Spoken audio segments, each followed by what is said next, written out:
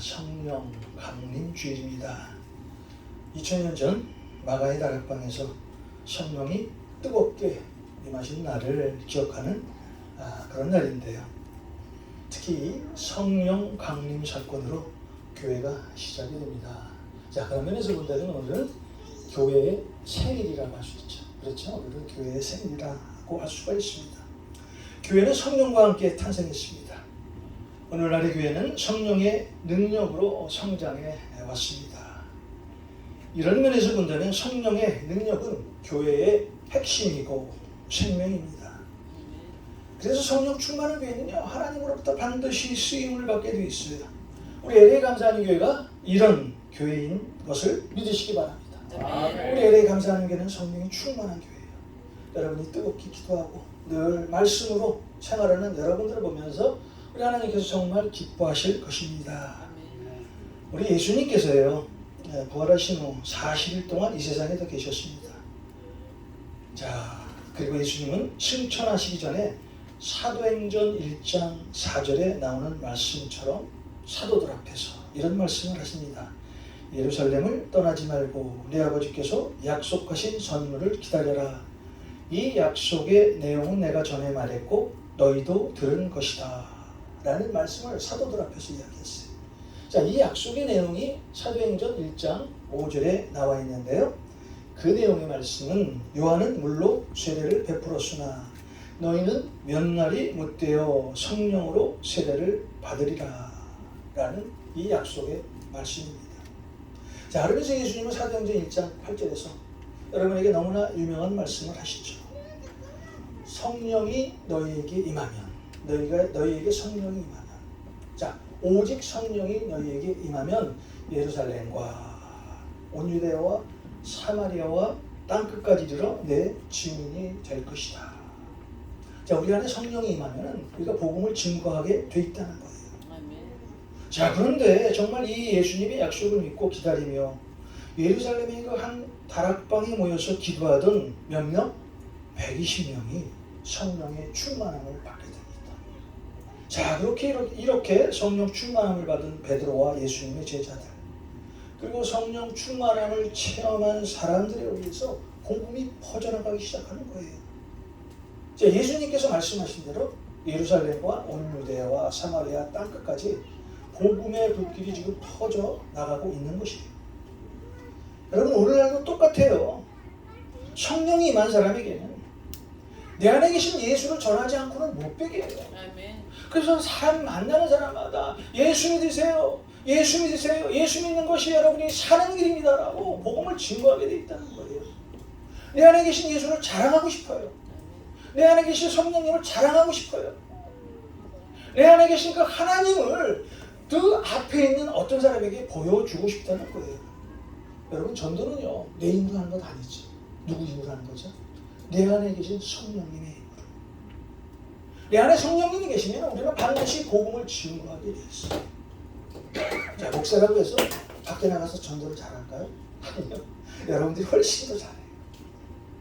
자, 밖에 나가면은요, 복음을 증거할 때 어떨 때는 쑥스럽고 하는 마음이 생길 때가 있습니다. 왜요? 내 생각대로 전도를 하려고 하니까 힘들어지는 거예요.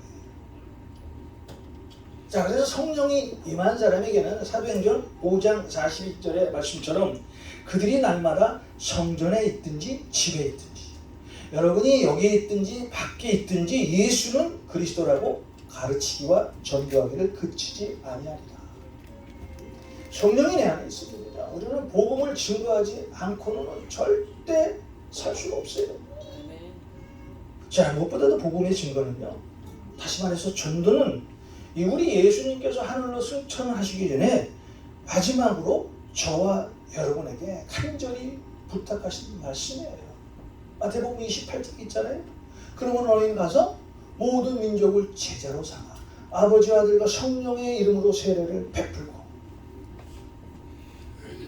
너희는 가서 모든 민족을 제자로 삼아 아버지와 아들과 성령의 이름으로 세례를 베풀고 내가 분부한 모든 것을 가르쳐 지키게 하라. 볼지어다 내가 제자 끝날까지 너희와 항상 함께 있으리라. 아직도 여러분 주위에 예수 그리스도를 모르는 사람이 있다면 예수님은 그리스도이십니다 라고 전하시길 부탁드립니다. 예수님은 그리스도세요 라고 전하시기를 오늘 여러분에게 간절히 부탁드립니다. 우리 예수님께서는요 40일 동안 이 땅에 계시고 승천하시면서 우리 제자들 앞에서 다른 어떤 얘기도 하지 않으셨어요. 어떤 말씀도 하지 않으셨습니다. 오직 성령이 너희에게 임하시면 너희가 권능을 받고 예루살렘과 온 유대와 땅끝까지 이르러 내 복음의 증인이 될 것이다 라고 말씀하셨어요. 자, 우리를 향한 예수님의 마지막 기대와 분부는요 예수 그리스도의 증인이 되는 삶이에요. 예수 그리스도가 하나님의 아들이심을 증거하는 삶입니다.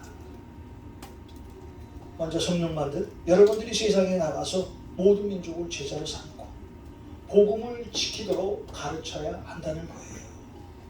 오늘 이 자리에 계신 여러분들이 이런 성도님들 되기를 간절히 축원드립니다. 오늘 우리 교회가 이런 교회가 되기를 간절히 소원합니다.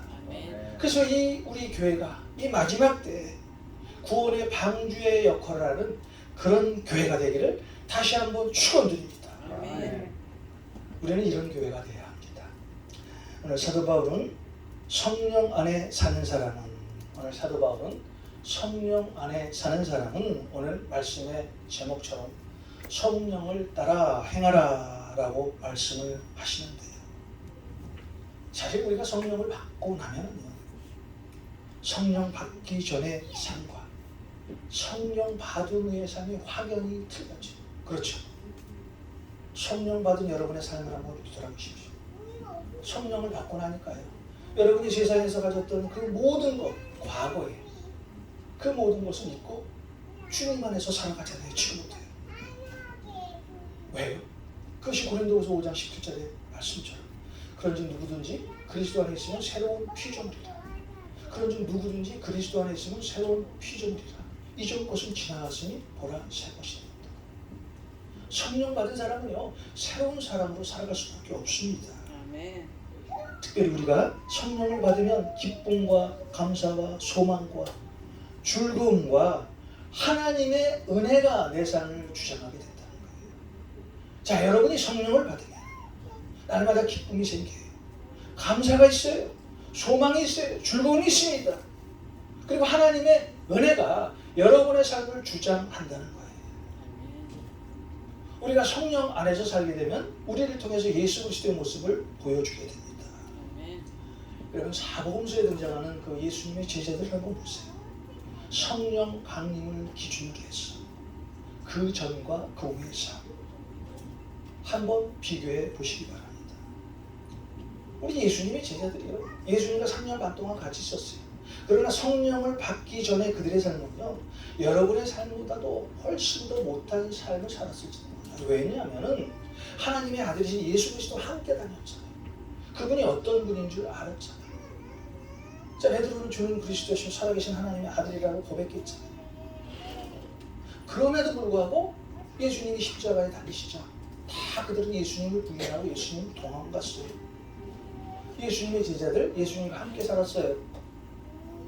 그런데 예수님과 함께 있을 때 자, 그들은 세상 사람들과 똑같은 세상의 어떤 자리를 찾으려고 노력을 했어요. 여러분 누가복음에 보면요 우리 예수님과 제자들이 어떤 마을에 들어가잖아요. 그 마을에 들어가서 그 마을 사람들이 예수님과 그 제자들을 반겨주지 않자 예수님의 제자들이 예수님에게 뭐라고 합니까? 아, 예수님 저것들 좀 한번 보세요. 아, 우리가 이 마을을 방문하는데 우리를 알아봐 주지도 않는데요. 잠깐요 예수님. 내가 하늘에서 불을 내려 저 사람들을 다 태워 죽일까요? 라고 했죠. 그렇잖아요. 얼마나 섬뜩한 얘기예요. 자기들을 알아봐 주지 않는다고 저 사람들을 다 태워 죽이겠다는 말이에요. 오늘날도 이런 경우가 우리 삶 가운데 있어요. 세상에 나가면 나를 알아봐 준 적이 없다. 화내고 분노하고 하는 경우가 있잖아요. 자신들에게 어떤 위기가 닥쳤을 때 언제 내가 예수님의 제자였나 하는 짓이야. 그런 마음을 가지고 예수님을 버렸습니다. 그런데 사도행전에 들어와서 오순절날 그들에게 성령이 임하자 그들의 삶이 완전히 바뀌게 되는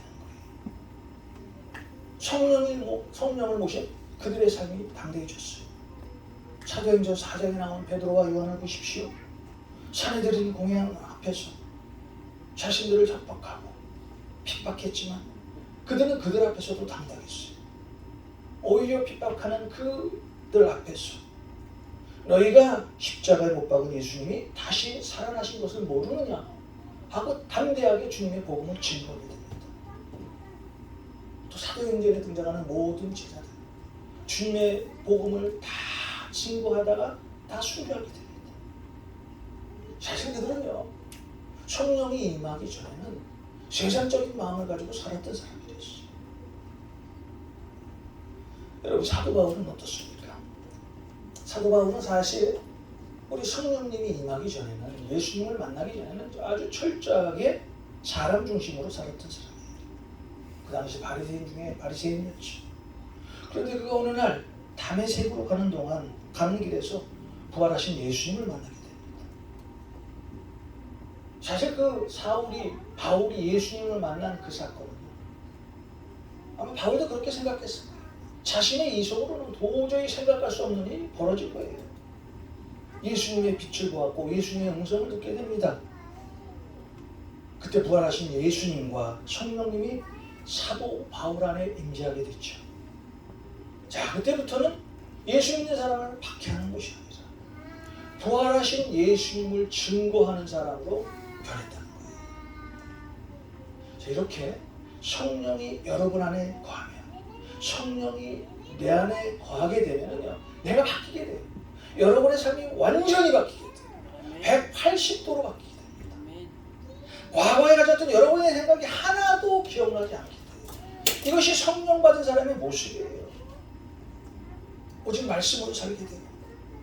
그 말씀에 절대적으로 순종하는 삶을 살게 됩니다.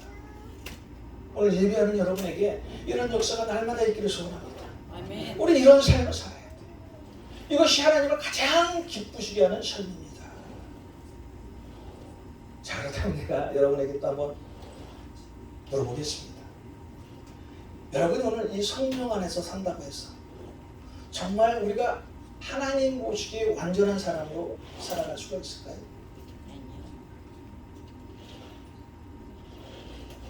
제가 목사라서 여러분보다 뭔가 좀 더 정말 하나님 앞에 칭찬받는 그런 삶을 살아갈 수가 있을까요? 아니요. 절대 아닙니다. 제가 새벽에 하나님 앞에 무릎 꿇고 기도하지 않으면요 저는 여러분보다도 훨씬 더 세상 사람들보다도 훨씬 더 세상적으로 살만한 그런 요건을 갖춘 사람이에요. 내가 말씀을 떠나면은요 나는 세상 사람들보다 훨씬 더 악한 마음으로 살아갈 수 있는 그런 마음을 가진 사람이에요. 왜요? 여러분 내 마음을 잘 알잖아요. 내가 누군지 잘 알잖아요. 세상에서 누구시고 내가 과거에서 한 15년 전에 세상에 살았는데 친구도 만나고 싶고 이런 데도 가고 싶고 이것도 해보고 싶고 그럴 때 어떻게 날마다 나를 죽이는 거예요. 매일 죽이는 거예요. 기도하는 거예요.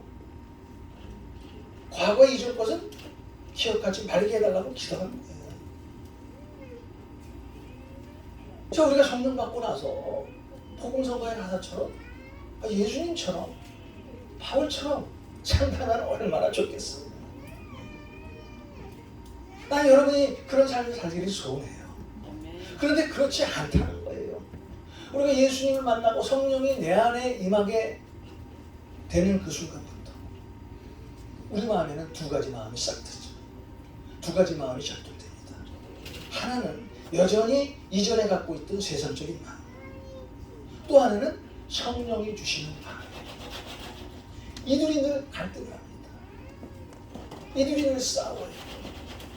내가 지금 성령 안에서 사는데 난 이런 삶을 살아도 될까? 내가 예수 믿는 사람인데 이런 마음으로 살아가도 될까? 어느 순간부터 나는 이런 생각을 가져서는 안 되는데 그런데 다른 생각이 드는 거예요. 싸웁니다. 해야 되는가 말아야 되는가? 가야 되는가 가지 말아야 되는가?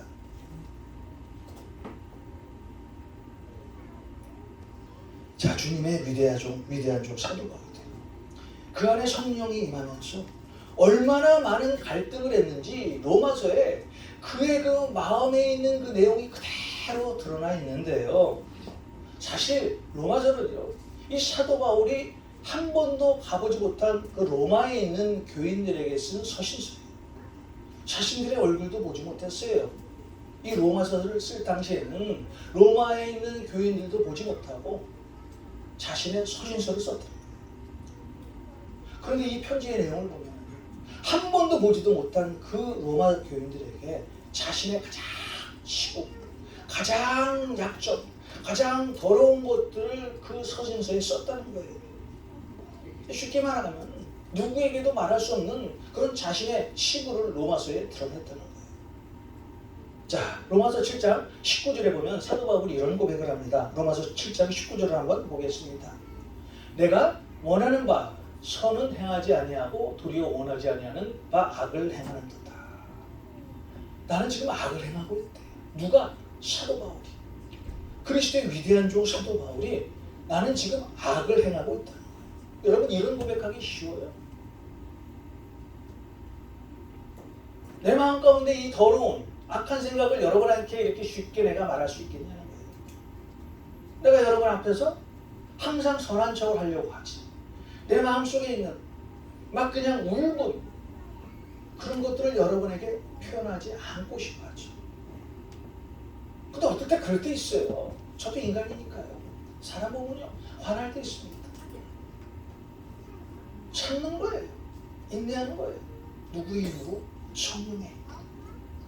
그런데 성령이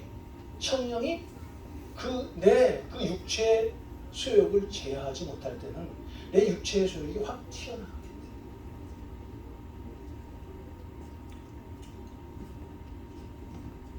내가 남에게 악으로 대하면서도 그 잘못을 인정하지 않으려고 하는 것이 내 모습이에요. 자, 그러면서 이 사도 바울이 로마서 7장 23절에 이렇게 고백을 합니다. 23절입니다. 내 지체 쪽에서 한 다른 법이 내 마음의 법과 싸워 내 지체 속에 있는 죄의 법으로 나를 사로잡는 것을 보는도다. 위대한 종그 사도 바울. 성령이 그 안에 있음에도 불구하고 계속 그 악한 자신의 그 마음 때문에 힘들어하고 있는 그런 부분이죠. 그리고 24절에서 이렇게 자신의 처지를 완전히 발가벗은 모습으로 절망하는 이 사도 바울의 모습을 볼 수 있는데요. 24절 오라 나는 공고한 사람이로다. 사망의 골짜기에서 이 사망의 몸에서 누가 나를 건지리리라. 나는 참으로 비참한 사람이에요. 누가 나를 이 사망의 몸에서 구원해 내겠습니까? 자, 이렇게 이 사도 바울, 위대한 하나님의 종 사도 바울들이 성령이 임했음에도 불구하고 이런 악한 마음이 늘 있었다는 거예요. 그런데 이 사도 바울이 이 고백을 한 후에 그 다음에 어떤 고백을 할까요? 로마서 7장 25절에 보면은 우리 주 예수 그리스도로 말미암아 하나님께 감사하리로다. 그런즉 내 자신이 마음으로는 하나님의 법을 육신으로는 죄의 법을 섬기노라. 자, 여러분 마음 가운데 내 마음 가운데 하나님의 마음과 육체의 마음이 지금 공존하고 있어요. 이 싸움에 이기기 위해서는 우리는 어떻게 해야 돼요?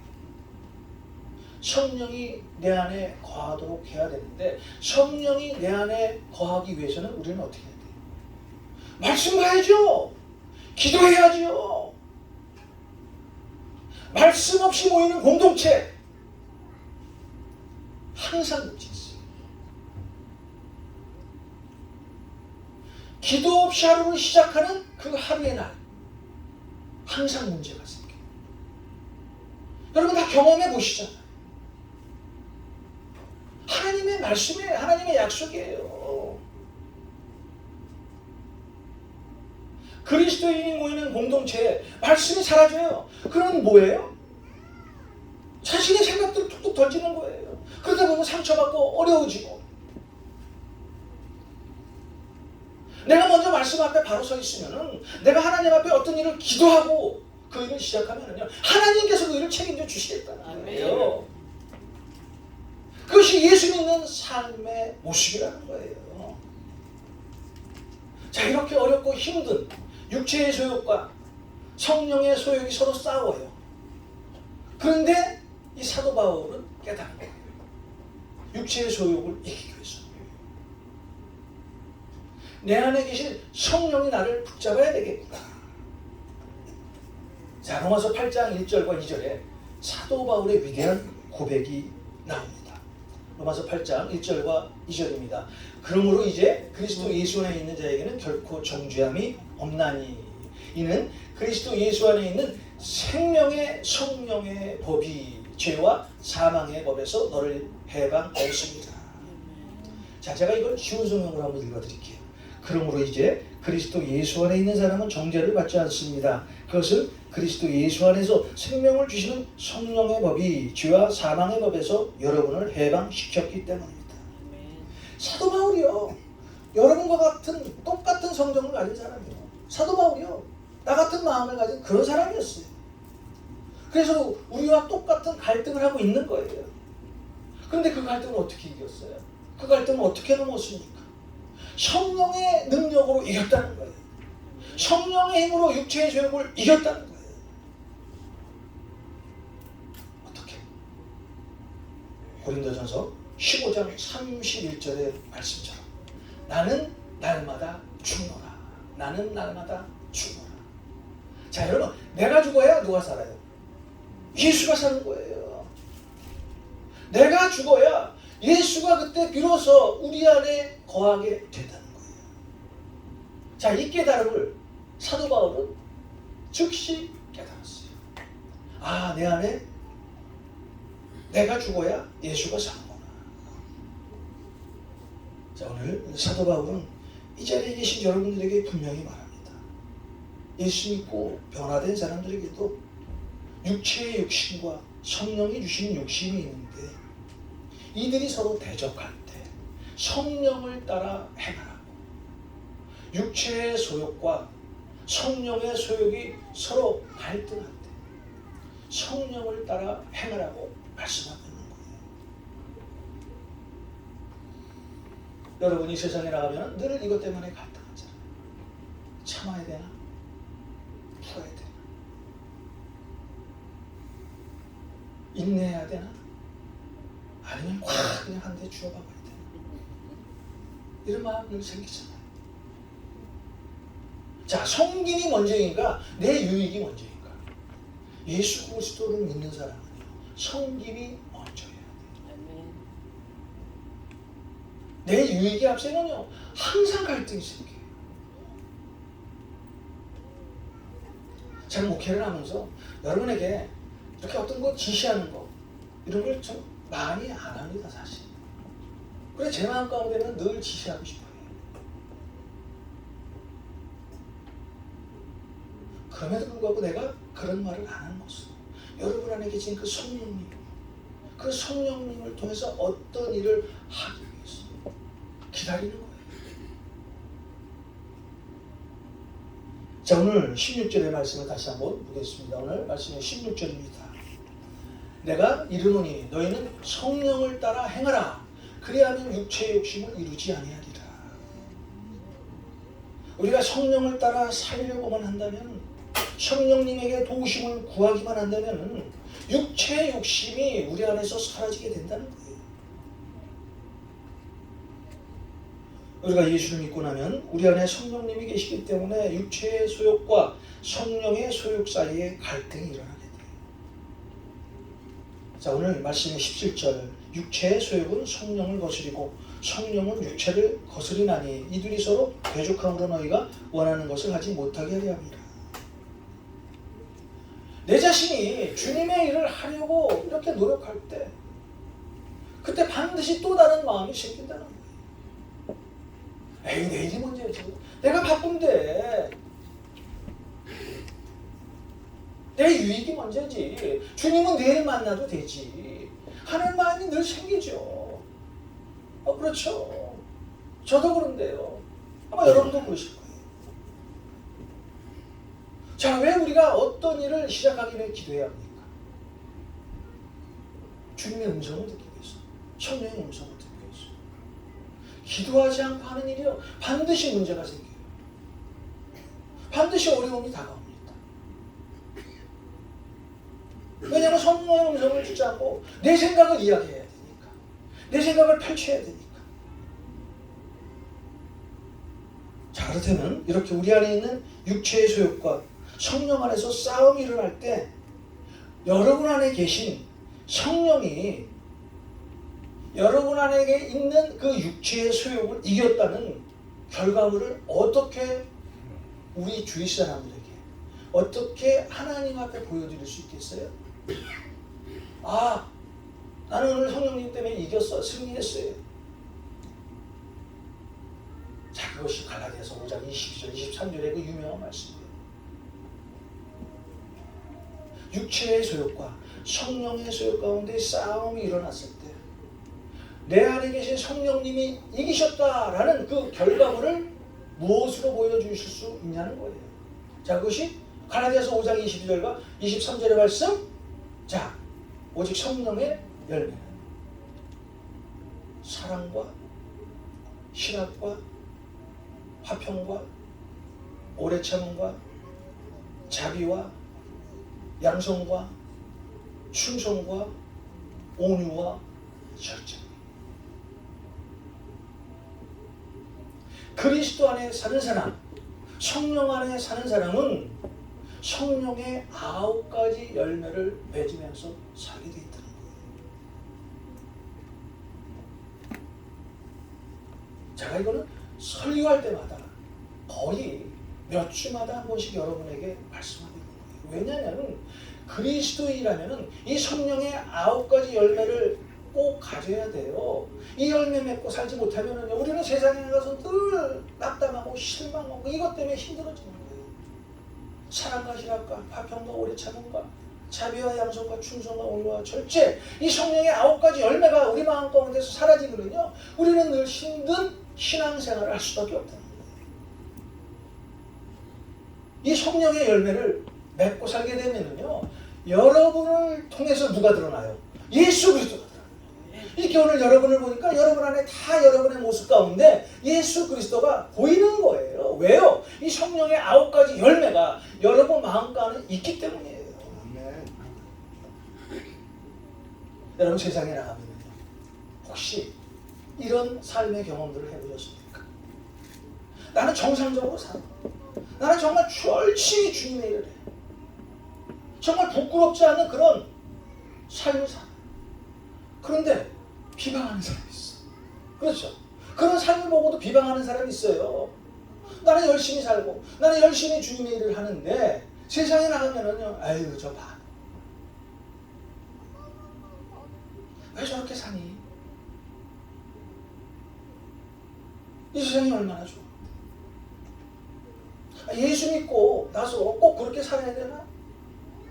예수 믿고 나서 또 이것 하고 저것 하고 좀 화도 내고 분도 내고 좀 하기도 하고 그렇게 살아도 괜찮아.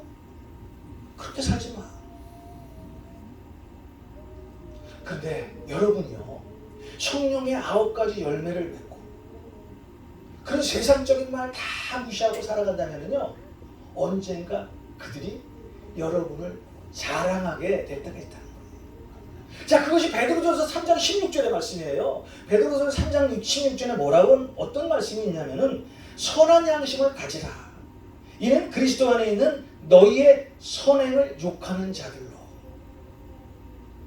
예수 믿고 여러분들이 선한 행실을 지금 하고 있음에도 불구하고 세상 사람들은 여러분을 향해서 손가락질하고 있다는 거예요. 자, 그 자들, 그 비방하는 일에 부끄러움을 당하게 하려 합니다. 언젠가는요, 여러분의 삶을 보고 그들이 변화된다는 거예요. 그래서 우리는 그냥 일편단심 예수 그리스도의 모습으로 살아가야 돼요.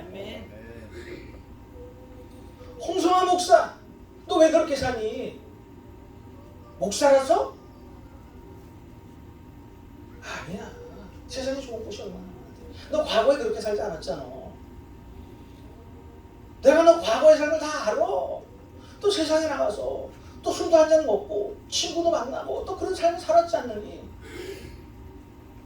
근데 지금 얘는 예수 믿고 목사가 돼서 좀 거룩한 척을 하면서 살아가는데 그냥 적당히 살아. 그런 유혹의 말을 하는 사람도 있어요. 그런데 나는 어떻게 살아요? hil편까지. 나 천국 가는 그날까지.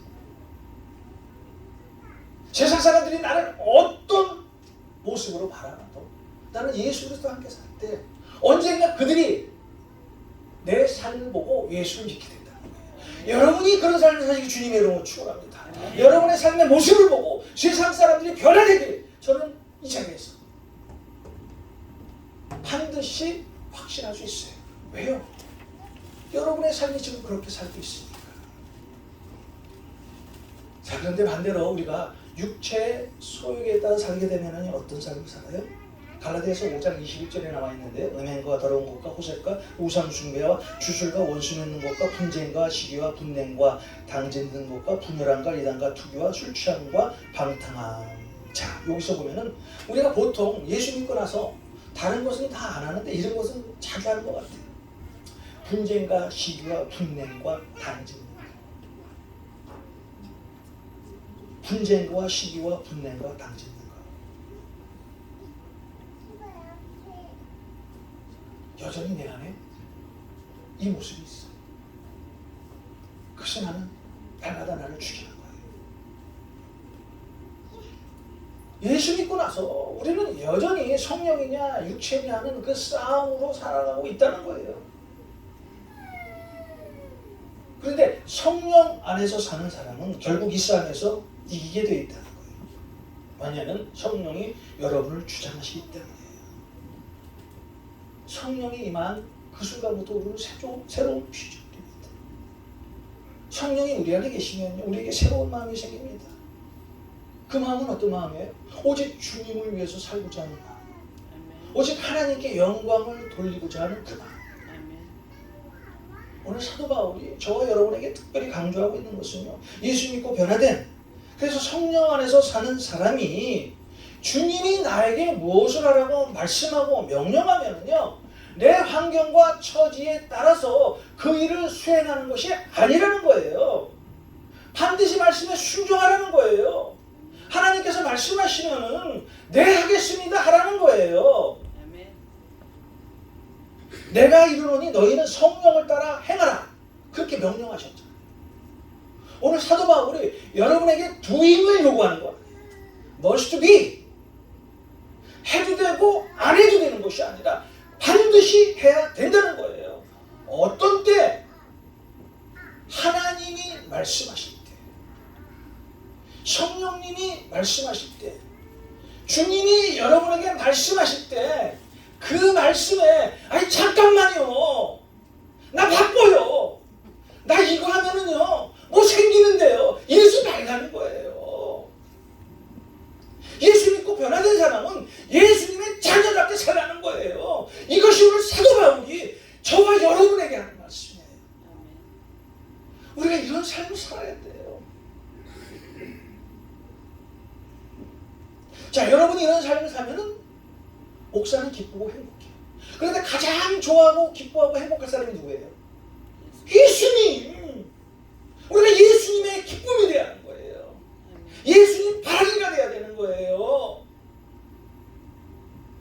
이것이 오늘 사도 바울이 아주 안타깝게도 저와 여러분에게 말씀하고 있는 거예요. 자, 왜 우리가 기도 응답을 받지 못합니까? 말씀에 순종하지 않았어. 한번 말씀대로 살아보세요. 말씀에 한번 순종해보세요. 하나님께서 여러분을 통해서 어떻게 역사하시는지, 어떤 권능이 여러분에게 임하는지 우리 하나님 앞에 기도하고 한번 하나님을 시험해 보자니까요. 우리 생각대로 살지 말고 하나님을 한번 시험해 보자니까요. 하나님의 말씀이 어떤 말씀이에요? 히브리서 4장 12절의 말씀. 하나님의 말씀은 살아있고 활력이 있고 좌우의 날선 어떤 것보다도 예리하고 그래서 혼과 영과 관절과 골수를 찔러 쪼개기까지 하고 여러분의 생각의 마음을 다 판단하시는 말씀이 하나님의 말씀이에요. 하나님의 말씀은 죽은 말씀이 아니에요. 말은 죽은 말이 될 수 있고 비방하는 말이 될 수 있지만 하나님의 말씀은 살아있다는 거예요. 활력이 있다는 거예요. 그래서 하나님의 말씀대로 살면, 하나님의 말씀에 순종하면 하나님의 상급이 반드시 있다는 거예요. 예수님이 문둥병자에게 내가 원하니 깨끗함을 받으라 했을 때 어떤 결과가 나왔어요? 문둥병이 치료됐잖아요. 예수님이 그 풍랑치는 바다를 향해서 잠잠하라 했을 때 그 풍랑이 잔잔해졌잖아요. 자, 예수님이 죽은 나사로에게 일어나 걸어라 했을 때 죽은 나사로가 일어난 그 말씀이 하나님의 말씀이에요. 여러분, 지금도 마찬가지예요. 2000년 전의 사도행전의 역사, 2000년 전에 끝난 게 아니라 오늘 말씀에 순종하고 기도할 때 그 하나님의 역사, 사도행전의 역사가 여러분을 통해서 드러나게 돼 있다는 거예요. 여러분이 성령 안에 거하기만 한다면 여러분의 모든 문제는 누가 책임져 주세요? 성령님이 책임져 주시는 거예요. 그래서 예수 믿고 변화된 사람은 말씀에 순종할 수밖에 없다는 거예요. 결국 우리 그리스도인의 삶, 우리의 육체를 하나님을 위해 사용하느냐 아니면 육체의 소욕을 위해서 사용하느냐, 이 싸움이라는 거예요. 자, 여러분, 골로새서 3장 16절의 말씀처럼 우리는 위의 것을 바라보고 살아요. 위의 것을 바라봐야 됩니다. 자, 그러면 그리스도의 풍성한 말씀이 우리 안에 채워진다는 거예요. 우리 안에 성령이 거하면 살고 예수님의 모습처럼 살게 됩니다. 사실 살다 보면 수많은 세상의 생각이 우리 마음 가운데 들어오죠. 그때 세상의 마음에 끌려다니지 마시고 그 세상 마음 잡아서 그리스도께 복종시키십시오. 여러분, 말씀을 맺겠습니다. 성령은 우리가 주님을 위해서 말하고 일하시도록 인도해 주십니다. 성령의 능력을 따라 행하면 성령님이 여러분을 도와주세요. 성령으로 행하면 성령의 지혜가 생깁니다. 성령이 여러분에게 임하게 되면 성령의 자유함을 얻게 됩니다. 성령으로 살게 되면 우리는 하나님 앞에 영광을 누리게 돼요. 내가 이르노니 너희는 성령을 따라 행하라. 그리하면 육체의 욕심을 이루지 아니하리라. 내가 이르노니 너희는 성령을 따라 행하라. 그리하면 육체의 욕심을 이루지 아니하리라. 성령과 함께 동행하시는 삶을 통해서 하나님 앞에 영광을 돌리시고 하나님의 기쁨이 되시는 여러분 한 분 한 분이 되시길 주님의 이름으로 축원드립니다.